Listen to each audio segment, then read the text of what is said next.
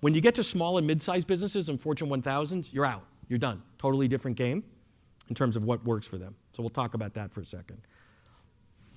It ain't a one-size-fits-all world.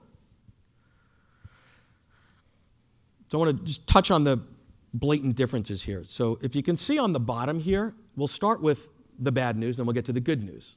So the bad news is buying has become a team sport, right? Selling has typically been either an individual sport or a team sport, but we're typically having a buyer make a decision about the transaction and move forward.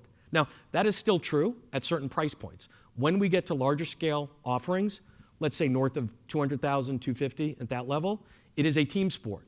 Why is that a team sport? Let's look at Lightspeed, for example.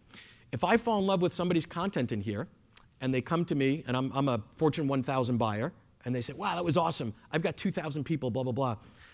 Who am I selling it to? Well, you're probably selling it to a training person or a business leader. Now, hold on. There's a technology piece to Lightspeed. Uh-oh, let me get the CTO in here.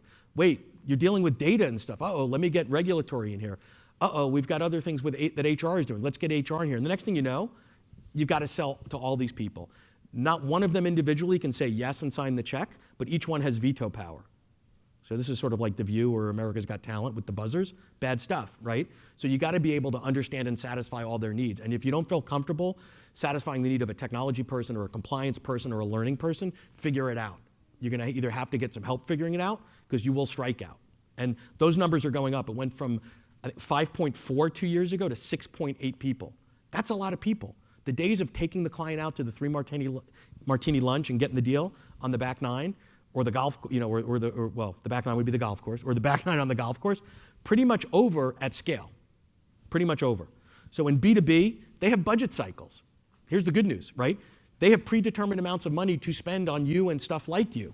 Do you know what those cycles are? We're dealing with a client right now. We're based on the seasonality of the market that he's into. There's a big problem that a lot of his clients and people that look like his clients have. They got to spend a ton of money before October 30th.